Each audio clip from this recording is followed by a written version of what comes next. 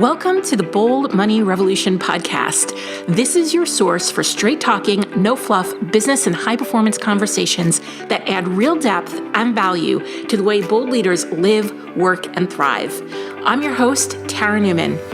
I'm here to show you how to optimize your performance as a leader so that you can grow a business that is profit-rich, efficient, and allows you to generate real, tangible wealth for yourself and others.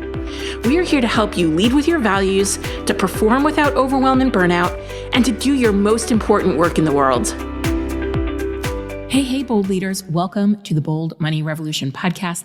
I'm your host, Tara Newman, and I'm here starting off the year. Well, it's February, so I feel a little behind. And as I'm saying, I feel a little behind, I want you to know that we all feel behind at times. I hear from so many women in the Bold Profit Academy that they feel behind. They feel behind in the curriculum. They feel behind in where they are in their business. They feel behind in managing their money. They feel behind in investing their money. And there is no behind. That is just a story that our brain likes to tell ourselves for whatever the reasons are to make us, feel poorly about ourselves or whatever. So as I'm like, I'm going to come in here and talk about my 2023 predictions. And I'm like, I should have done this in 2022. I'm feeling behind. There is no behind. You are still going to get value from this episode, even though it's probably going to air in February. So there's a little sneak peek into the inner workings of my mind. Now, if you have been around a while, you may or may not know that I start the year, the first quarter of the year is planting seeds. And we take the women in the Bold Profit Academy through this in our revenue acceleration curriculum. And we're talking all about finding leads, even though they feel like they might not have any, and really planting those seeds. And one of the ways that I plant these seeds, and I encourage the women in the Bold Profit Academy to do this, is to have listening calls. So you might be listening to this podcast episode, and you might say, oh my gosh, I had a listening call with Tara.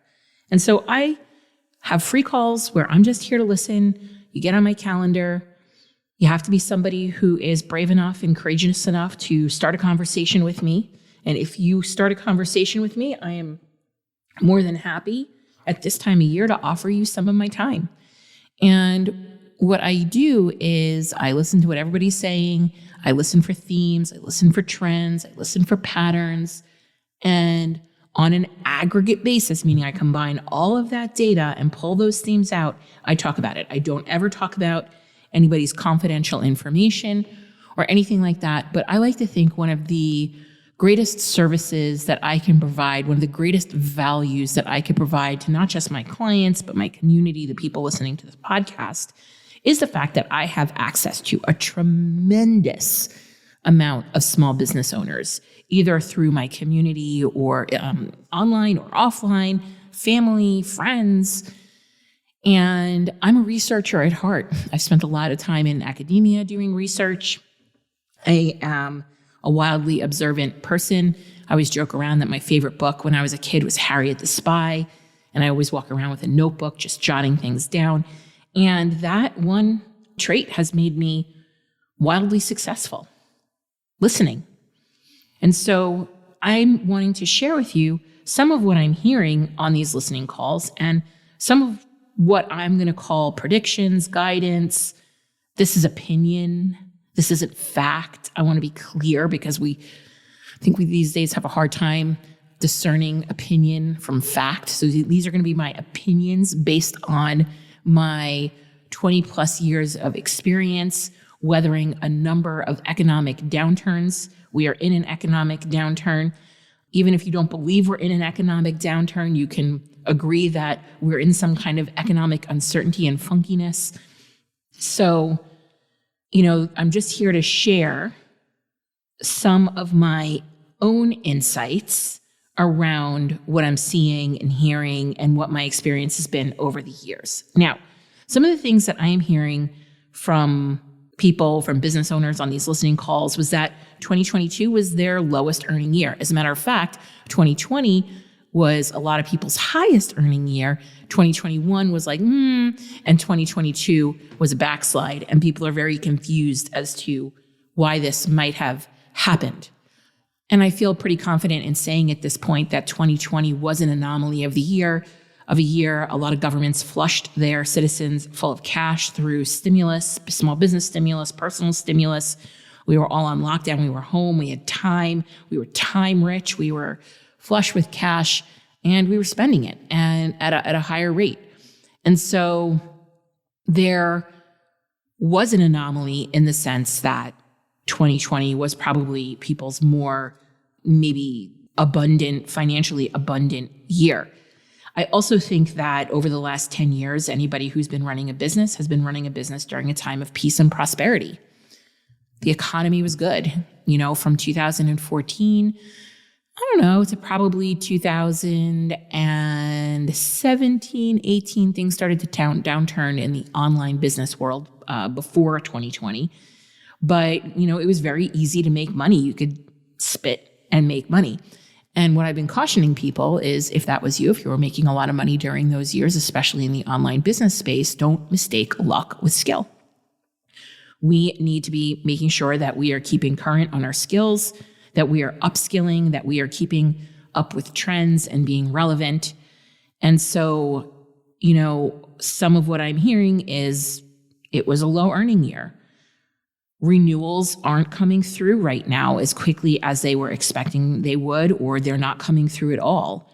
I'm hearing that lead flow and opt-ins are down, that podcast downloads are down, follower counts are down, that 2022 felt like a transition year, that exchange rates are high and it's impacting people signing contracts, that the traditional 9-to-5 sector is feeling fearful with the news stories and headlines around layoffs, or they do know somebody who's been impacted by a layoff and it's making them more discerning about how they spend their money. I will tell you for myself, I have this belief that, Warren Buffett has a quote, and he says, when people are greedy, be fearful. And when people are fearful, be greedy. When people are greedy, be fearful. And when people are fearful, be greedy. And the way I translate this for myself is that when times are good and cash is flowing, I'm conservative. And when things take a downturn, I start doubling down and being less conservative. I start taking bigger risks because I know that that's when my competition is starting to shrink and they're starting to hold back and they're starting to not invest. And I'm like, wow, I can really get ahead now. And that's when I really double down, triple down. And this happened in 2020. That's when I went and got certified in Profit First and hired a coach that I worked with for 2 years and, really was investing in my business and investing in my own skills and looking to move ahead. And now I'm like, oh, okay, well, I did that in 2020 and I did that in 2021 and I did that in 2022 because these were all years where people were being fearful. And now I'm like, okay, what am I going to do now in 2023? What's my strategy now? Because do I have the runway and cash and capital after doing that for the last 3 years to do it again this year? And so I'm really thinking about that. And the other thing I mentioned on a podcast that I've done earlier, or maybe it's coming out later, I never know what Stacey Harris does with my podcasts. I talk about the big thing impacting me in 2022 was my health and my family's health. We got sick a bunch of times. And when you did the back of the napkin math, 3 people getting sick 3 times was a time loss of at least 18 weeks. So people are feeling time poor, I think even more at times than feeling maybe financial vulnerability or insecurity. Right? But you might be feeling both financial insecurity and vulnerability and time vulnerability. I think we are at a time where people are really waking up to some of what's been going on specifically in the online space. And when I say online space, on the internet, okay, even if you're running a business that doesn't leverage social media or online where everybody, it's hard for me to find somebody who hasn't opened an app and consumed content, right? And a lot of the content out there is around build wealth and build your business and this marketing tactic and that marketing tactic. So even so, like my husband, who runs a manufacturing business, doesn't use social media, it doesn't really drive traffic to his website. He still is online and getting ads in his feed or on his Explore page or in his LinkedIn feed. So, this really does come down to impacting everyone's thought process and their perspective. So, if I've mentioned something here that sounds like you, if you're like, oh, that sounds like me, oh, that sounds like me, you're not alone. This is perfectly normal. This is really happening. Because I know how uncomfortable it could be to go online and see such curated feeds and feel really gaslit. I feel really gaslit sometimes when I go on Instagram, for example. So speaking of Instagram and social media, we're going to talk about my first prediction. Over the holidays and the last few weeks, I've noticed a lot of people doing this whole calling out the toxic online business culture and naming names and, high ticket coaching is X, Y, or Z or whatever, right? And probably since 2015, me and some of my business strategist colleagues have been speculating about the bubble that we're in. This is a bubble. And the bubble bursting. And flash forward from 2015 to today, so what is that? 8 years at this point. Here's my prediction. The toxic online business culture is not going anywhere. I've been watching the infighting and people calling people out and people up in arms over lack of regulation and culty this and culty that. And I'm 100% a strong critique of this culture. But the bubble is not going to burst. And I know that you might be waiting around. You might be sitting there with your popcorn and ready for your moment of schadenfreude, and it is not going to happen. All right? And I want to say that because I want everybody to move on. It's unlikely to happen because whether you love these web celebs or you hate them, they are still capturing your attention. I know many of you still follow people, even though you don't like them. You're literally sitting there waiting for the shoe to drop. It's not going to drop. You're just wasting your time and energy. And you're still thinking about them and following them. And even if it's just to see what the next grift will be, and then you say to your biz bestie, you're like, oh, see, more grifting.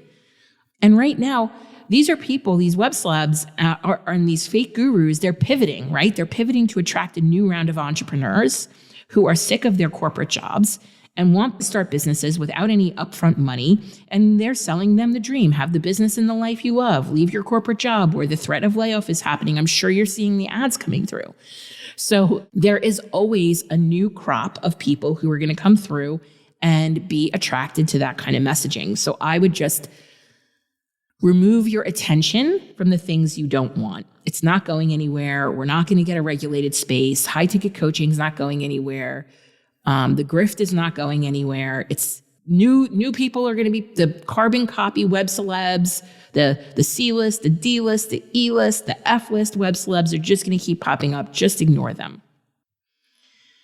So here's my prediction number 2. I'm watching an unprecedented amount of people fail at self-employment. That's pretty normal, actually. And a new crop is hitting the scene. So as layoffs continue to gain traction and people start to feel insecure in their 9-to-5s and corporations have zero understanding of how to treat people like you, we're going to see the gig economy grow. We always do during times of economic downturn, which means a few things for you. It's going to get a lot noisier. There are going to be new people going through the same programs that everybody else went through, putting out their cookie cutter stuff. And, if you've been taking the right steps to grow your business, you have a massive head start. But if you haven't, now's the time to put your blinders on, build deep relationships, collaborate with your network, and make opportunities happen.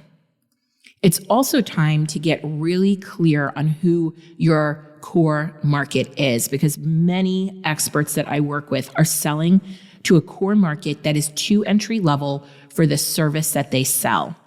They're talking to the masses. They're talking to newbies. They're talking to people who have entry-level problems, right? And that's where the market's the noisiest. So I want everybody who is a true expert to have the confidence to communicate their value to a more advanced market segment and get out of the baby business, entry-level problem-solving place, and let the people who are just coming out of their corporate careers go and feast on those folks. Because I think one of the biggest reasons why experts do that is because they're reluctant to go back into the environments that they came out of. However, that's where the higher paying work is. That's where the need for your skill set is. So there's going to be people coming out of corporate jobs and they're going to say, I'm so burnt out, I'm so traumatized, I never want to work with a business again. And even though I was working in training and development, in leadership coaching, I'm going to go and be a life coach, or I'm going to go and be a transformational coach. And I'm going to talk to small business owners, female small business owners.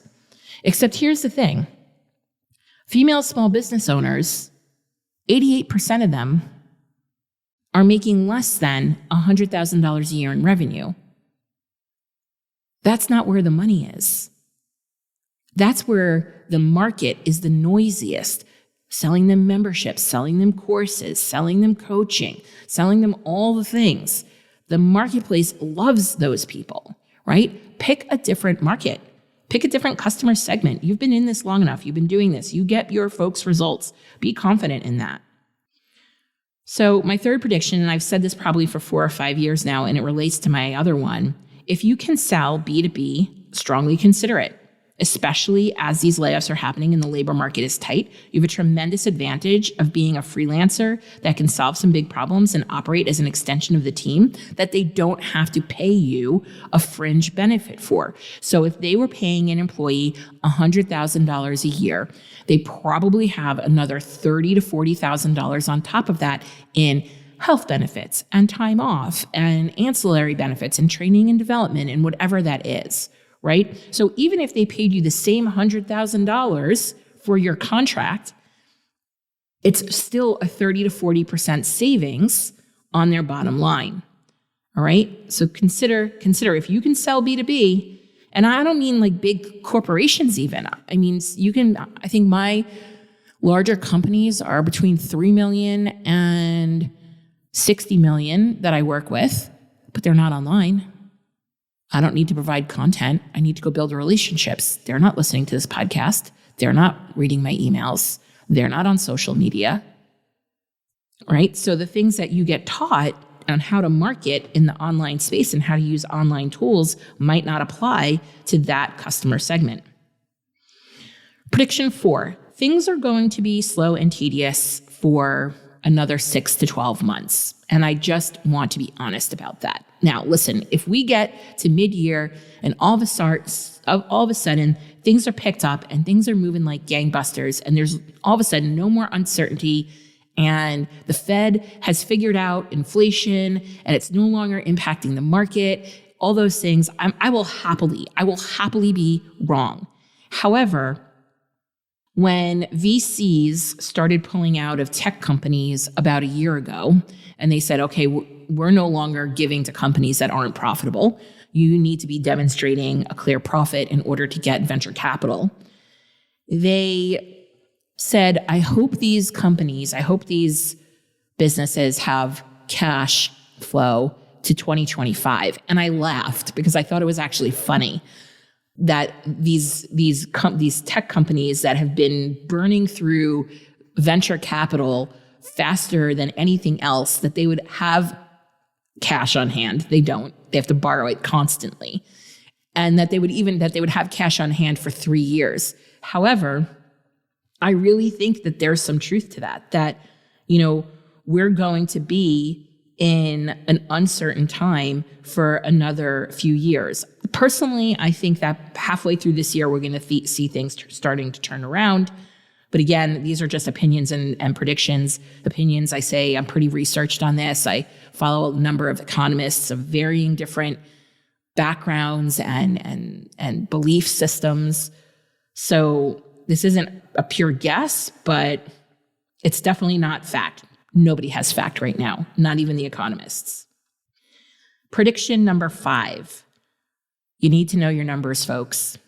If you don't have your numbers organized and you don't understand what your revenue goal is and how that leads to you paying yourself and profit and expenses in your business, you are going to have to close up shop. You're not going to make it. I'm seeing people both online and in brick and mortar businesses that I have personally talked to during last year's listening calls who have shared with me details about their business, one of them being that they have no idea what's going on with their money and they are not here right now. They have closed down. Okay? So please get to know your numbers, and you can do this in 3 ways. For free, listen to the podcast. Join my email list. For pay, join the Bold Profit Academy. That is by far the best bang for your buck. And if you want to work with me personally, put in a discovery call, submission form, and speak to me personally about working together one-to-one in one of my Profit First containers. But you have to start understanding your finances and knowing your numbers. Prediction 6. If you don't have intrinsic motivation for your goals, if you don't know why your goals are your goals, meaning you are setting goals that are not yours, you're setting goals that look good on Instagram, you're setting goals based on your ego, you're setting goals because they sound good and you're plucking numbers out of the sky, this is going to get more painful. All right? We need to be able to get up every day and put one foot in front of the other. And that means we need to have intrinsic motivation, not extrinsic motivation. Intrinsic motivation happens when you complete the revenue goal calculator. You can get that by going to theboldleadershiprevolution.com/revenue and setting a revenue goal that actually has meaning and purpose in your life. All right? 7. The biggest objection right now isn't money. And I know I just spoke to a client and we went through all of her sales calls and we debriefed them. And a lot of the objections were technically money. But the biggest objection right now isn't money, it's time. This means as business owners, our competitive advantage is going to be empathy and a strong process of follow-up. If you're organized, patient, and building for the long term, you will succeed. All right? The majority of people stink at follow-up. They don't do it. This is your opportunity to have a strong follow-up process in place. This is also what we're teaching in the Bold Profit Academy in our revenue acceleration cycle, which is going on in Q1 or can be gone through at any time during the year. If someone is giving you a money objection, you're going to have to be bold and you're going to have to dig into that and understand it a little better because it's likely not about the money. People don't buy rationally. A money objection is a rational objection, or it could be an irrational objection, right? So you have to understand, is the money objection irrational? Meaning they really do have the money and it's something else that they're not telling you? Or is it rational, meaning they actually know for a fact that they don't have the money? People buy emotionally and they justify logically later. So it's more likely that you haven't understood what their actual urgency is to fixing the problem. Because if there is no urgency, if this doesn't need to happen now, if there's no bleeding neck wound, they're not going to buy. You need urgency to make a sale. And most business owners are terrible at identifying urgency because they're using fake urgency, countdown timers, launching, FOMO, and things like that to create the urgency. So if you're like, well, what's one thing that I can do better to improve my sales? It's understanding what people's personal urgency is and not relying on fake urgency or not addressing urgency at all, right? So people right now, when their buying decisions are slowing down and they're maybe more fearful, they have to really understand the cost that comes with them slowing down in comparison to the urgency that they need to resolve a problem. So those are my, I think I had 8 predictions there. The online business culture is not going anywhere. Just tune it out. It's not going to get regulated. It's not blowing up. The bubble's not bursting. Put your popcorn away. 2, people are going to be entering the small business space. The gig economy is going to grow. People are going to succeed. There are going to be businesses that start now that are going to be wildly successful in 5 years. Because here's the thing, the people that are leaving their corporate jobs right now are really hungry. They have a real intrinsic motivation to be leaving. And some of them are going to be wildly successful. If you can, sell B2B. Go and follow the money. Follow the flow of the money. Things are going to be slow and tedious for at least another year. If they're not, come back and rub it in my face. I give you my permission. Prediction 5, know your numbers. If you don't know your numbers, you are going to be in big, big trouble. I don't know how many times I'm going to have to say this, but I'm just going to keep beating this drum.